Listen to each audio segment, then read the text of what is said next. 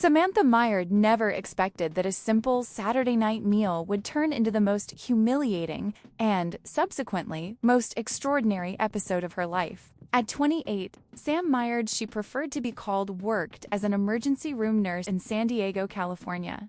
6 days a week, she dealt with fractures, cardiac arrests, and occasionally gunshot wounds. The only day she had for herself was Saturday, and she religiously observed it. That particular evening, Sam had booked a table at the Seaside Grill, a beachfront restaurant considered one of the best in town. The place was known for its seafood dishes and its exclusive clientele. Local celebrities, successful business people, and politicians frequented the establishment regularly. Sam had saved up for months for this meal, not only to sample the cuisine, but also to celebrate a personal milestone. She had completed her first year as head nurse of the emergency ward. She dressed impeccably for the occasion, a navy blue dress that accentuated her light eyes, high heels she rarely wore to work, and a small purse her grandmother had given her before she passed away. Her brown hair was styled in an elegant bun, and she even allowed herself to wear makeup, something she rarely did during her grueling hospital shift.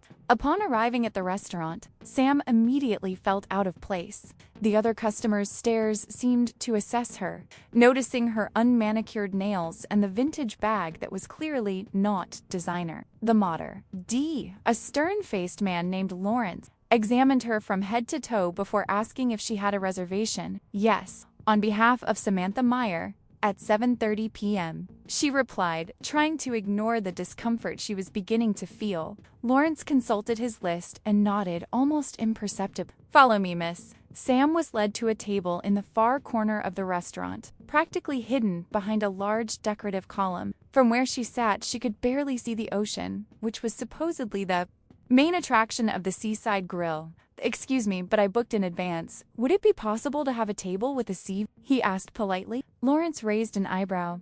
"I'm sorry, but all the other tables are reserved for our regular customers." Sam looked around and noticed at least 3 empty tables with a prime view. He decided not to insist, not wanting to cause a scene. "Okay, thank you." After being left alone, she waited almost 20 minutes until a waiter appeared. When he finally came to serve her, the man seemed bored and impatient.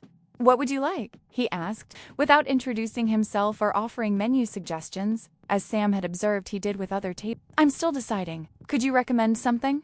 "It's my first time here." The waiter sighed. "Salmon is popular." "Okay, I'll try the salmon then. And a glass of white wine, please." "What type of white wine?" Sam wasn't a wine expert. On her tight nurse's budget, she rarely allowed herself more than a cheap bottle from the supermarket. "Something that would go well with salmon?" The waiter rolled his eyes almost imperceptibly. "I'll bring a house Chardonnay." While waiting for his food, Sam tried to take in the ambiance. The restaurant was truly beautiful, with crystal chandeliers, white linen tablecloths, and silver cutlery. The background music was soft, a blend of contemporary jazz that created a sophisticated atmosphere. His glass of wine arrived, and Sam noticed that the portion seemed smaller than what was served to other customers. But again, he decided not to comment. This was his special night, and he wouldn't let minor inconveniences ruin it. When the salmon finally arrived, it looked delicious. The presentation was impeccable, with the fish perfectly grilled on a bed of lemon risotto, garnished with microgreens and balsamic reduction. Sam took a picture with his cell phone, something he saw several other customers doing, and began to eat. The flavor was extraordinary. The salmon melted in his mouth, and the risotto had the perfect texture, creamy, but with the grains still al dente. For the first time since entering the restaurant, Sam felt truly happy to be there. It was at that moment that everything started to go wrong. A couple was seated at the next table, and the man immediately grimaced upon seeing Sam. He called Lawrence over and whispered something in his ear. The maitre d' looked at Sam and nodded, then made his way to his table. "Miss Meyer, I'm afraid we have a problem," he said in a low voice, but not so low that the nearby tables couldn't hear. "Is there a problem with my reservation?" Sam asked, confused. "Not exactly. We've received complaints about your behavior." Sam put down his fork. "My behavior? I'm just eating dinner quietly." Lawrence cleared his throat. "It has been observed that you are taking pictures of the food with your cell phone, something that may bother our other customers. In addition, there is the Issue of the dress code. Dress code? I'm wearing a formal dress. Our establishment has certain expectations regarding the type of accessory and overall appearance of our customers. Sam felt his face burn. He looked at the couple next to him, noticing the luxury watches, the glittering jewelry, the clothes that probably cost more than his monthly salary. I am dressed appropriately, and I am not bothering anyone, she replied, trying to keep her voice steady. It was also mentioned that you demonstrated a lack of sophistication by asking the waiter to choose your wine. Sam couldn't believe what he was hearing. Is that grounds for some kind of reprimand? Lawrence adjusted his bow tie. At Seaside Grill, we value a certain ... clientele. Perhaps you would feel more comfortable at another establishment. The meaning was clear. They wanted her to leave. I made a reservation, Sam said, feeling tears welling up in his eyes. I paid for my dinner and I didn't break any rules. Unfortunately, we reserve the right to refuse service. Sam looked around, noticing that several customers were now watching the scene with expressions ranging from curiosity to disdain. The couple next to them seemed particularly pleased with how things were unfolding. This is ridiculous. I want to speak to the manager, demanded Sam, his voice trembling slightly. I'm the assistant manager, and I can assure you the manager would agree with my decision. Please don't make this more awkward than it already is. Sam felt a mixture of humiliation and anger growing inside her. In her years working in the emergency room, she had treated all kinds of people, rich, poor, famous, unknown, had never discriminated against any of them. The injustice of the situation was glaring. I'm going to finish my dinner, which I've already paid for, and then I'll leave, he said firmly. Lawrence crossed his arms. I'm afraid that won't be possible.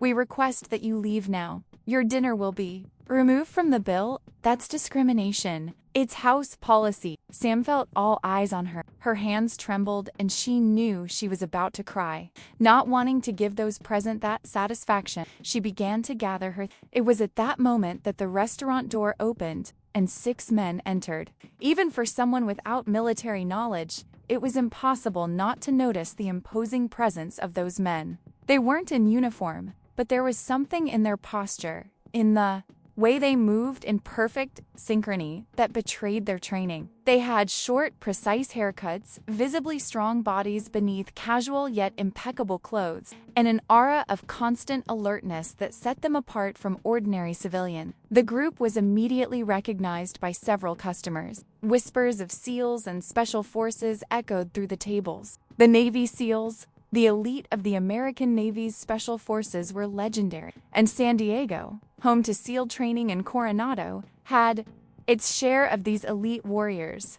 Lawrence abandoned Sam immediately, rushing to greet the newcomers with a deference that contrasted sharply with the treatment he had given her. Gentlemen, welcome to the Seaside Grill. It's an honor to have you here. We have a table reserved for 6 by the window with the best view in the house. The man at the head of the group, a tall individual with piercing eyes and a discreet scar on his chin, surveyed his surroundings before answering. His gaze lingered momentarily on Sam, who was still standing beside her desk, visibly disturbed. Actually, he said in a calm but authoritative voice, we're here to meet someone. Lawrence seemed confused. May I ask who? The man pointed at Sam. Samantha Meyer. The silence that followed was so dense that you could hear the sound of the waves crashing on the beach outside. Lawrence turned pale, and Sam froze in place, as surprised as everyone else. I'm sorry, I think there must be some mistake, she stammered. The man with the scar walked toward him, followed by the other 5. When he got close, he extended his hand. Commander James Reeves. You probably don't remember me, but I certainly remember you, Nurse Meyer. Sam squeezed his hand automatically, still confused. The face was vaguely familiar, but she couldn't place it. 3 months ago, Naval Hospital, San Diego.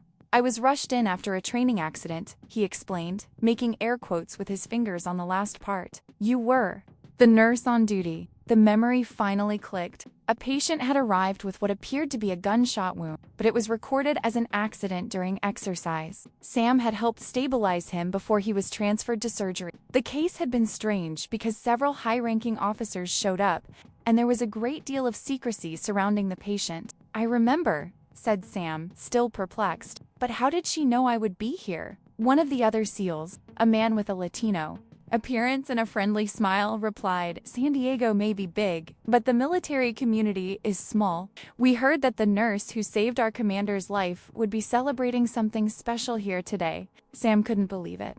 At no point during the treatment of that patient had she imagined that she was treating a cell, much less the commander of a squadron. "I didn't do anything special, just my job," he replied humbly. "You're just doing your job prevented me from bleeding to death," Reeves said. "The doctors told me that if you hadn't identified the secondary bleeding so quickly, I would have died before even getting to surgery." Lawrence, who was watching the scene with growing discomfort, tried to intervene. "Commander Reeves, it will be a pleasure to seat you at our best table. If Miss Meyer is your guest, of course she may join the group." The commander turned to the maître d', his face now hardened. "It seems Miss Meyer was leaving. May I ask why?" Lawrence swallowed hard. "A small misunderstanding about reservations ... double quotes lies," interrupted the Latino SEAL. "We were watching from the entrance. You were kicking her out, is that true?" Reeves asked Sam. Sam hesitated, not wanting to cause any more trouble. But one of the other SEALs, a black man of impressive build, spoke up.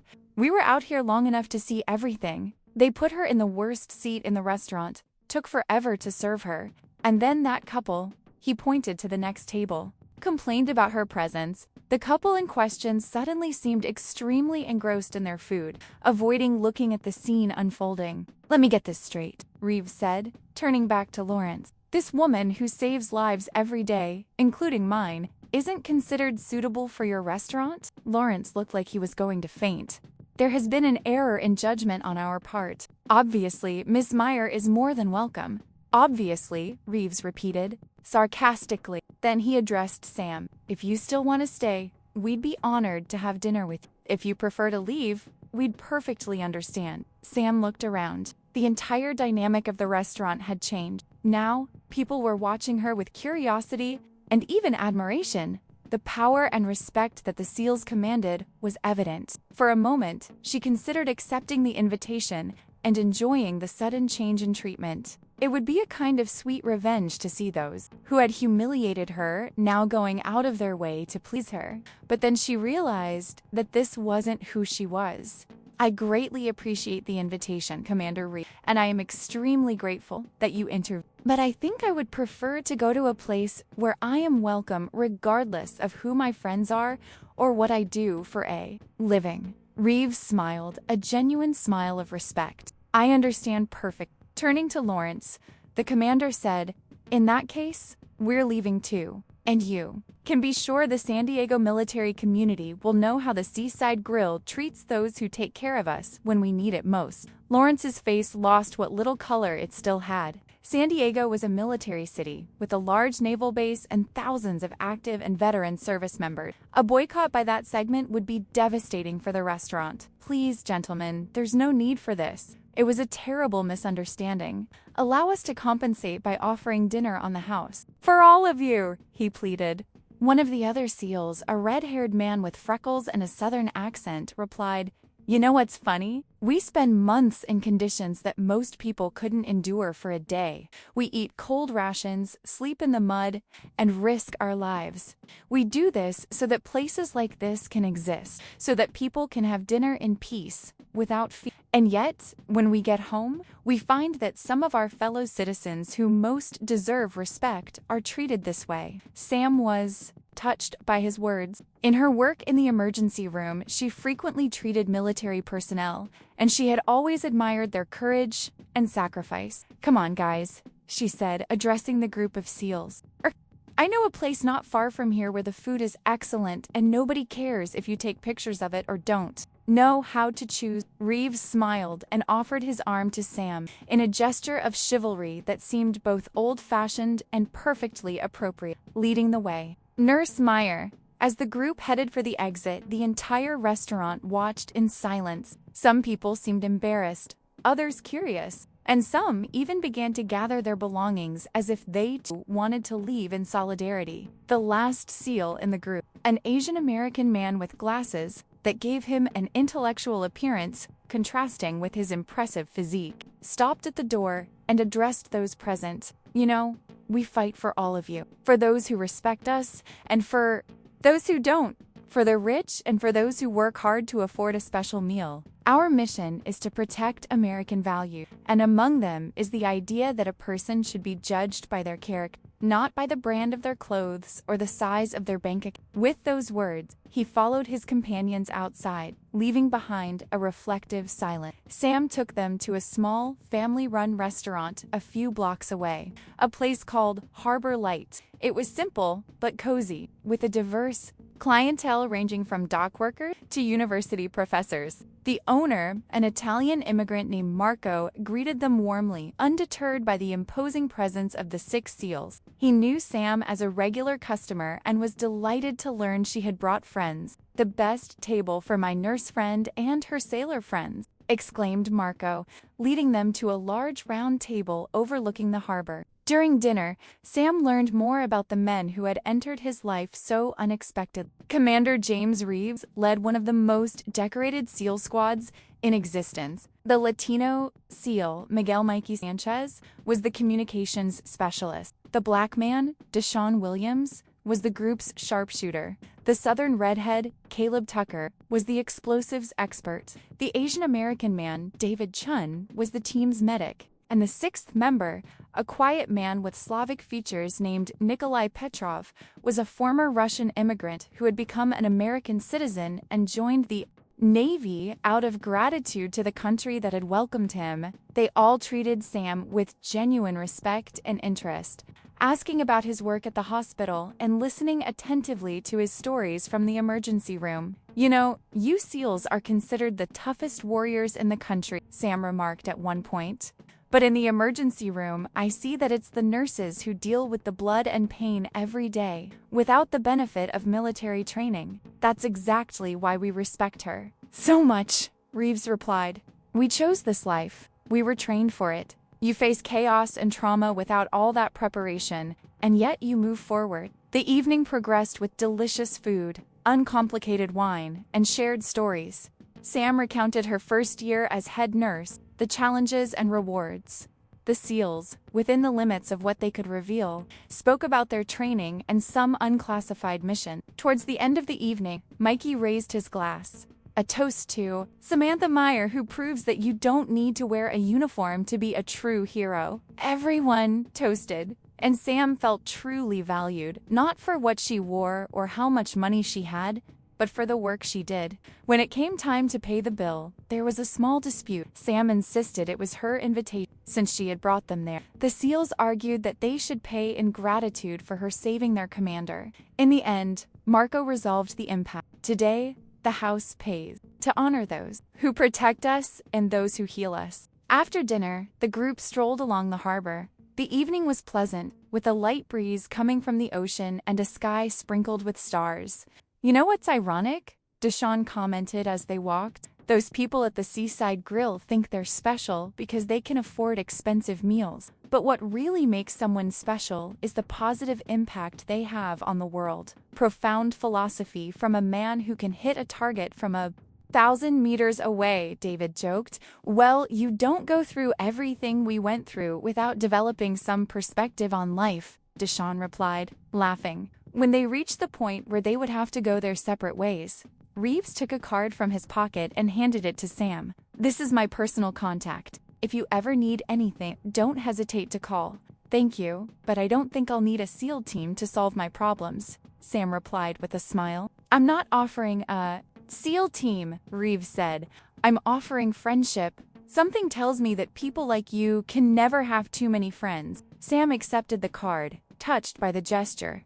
"Well, if you ever need someone to treat injuries without asking embarrassing questions, you know where to find me." They laughed and said goodbye with awkward but heartfelt hugs. As Sam walked home, he reflected on how the night had begun and how it had ended. What should have been a simple personal celebration had turned into a lesson about value, respect, and unexpected friendship. 3 days later, Sam received a call at the hospital. The Seaside Grill was offering a formal apology and an invitation to dinner with all expenses paid. Apparently, the story of the incident had spread quickly through the San Diego military community, and the restaurant was facing mass cancellations and harsh criticism on social media. Sam politely declined the offer. Not out of pride or resentment, but because he had learned a valuable lesson that night. His worth did not depend on validation from places like that. A week later, she received another surprise. A large flower arrangement arrived at the nursing station with a card that read, "For the true heroine of the San Diego Naval Hospital." Signed, "Her friends who occasionally get wet for work." The other nurses were intrigued by the cryptic message, but Sam simply smiled, keeping to herself the story of how 6 of the country's most dangerous and respected men had become her unlikely defenders.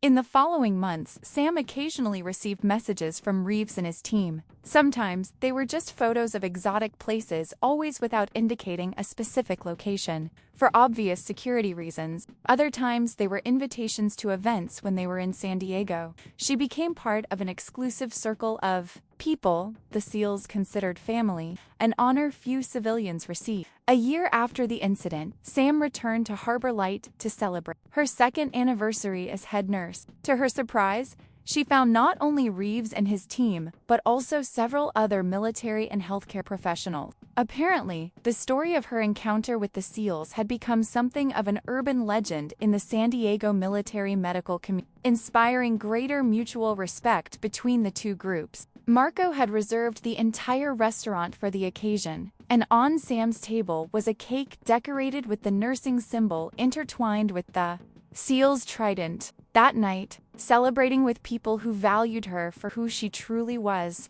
Sam understood that sometimes you need to be kicked out of a place to find where you really belong, and that a person's true importance isn't in what they wear or where they dine, but in the lives they touch and the difference they make. And as he looked at that diverse group of people gathered in his honor, elite warriors, dedicated nurses, talented doctors, all united by mutual respects, Am thought that perhaps he should ... send a thank you card to Lawrence from Seaside Grill. After all, if it weren't for that humiliating experience, she would never have found this new family.